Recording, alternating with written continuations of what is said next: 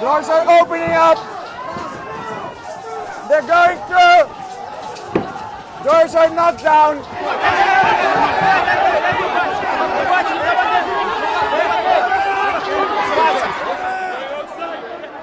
Nós queremos o nosso território livre do agronegócio, da exploração de petróleo, da exploração de minério, da exploração de madeireiros. Mas para nós é um momento de revolta, é um momento de indignação, é um momento em que nós, indígenas, sentimos na pele a derrota do nosso território.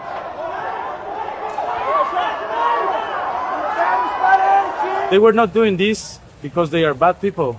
They are doing this because they are desperately trying to protect their lands. They are desperately trying to protect the river. They are riverside communities that have so many limitations where they live.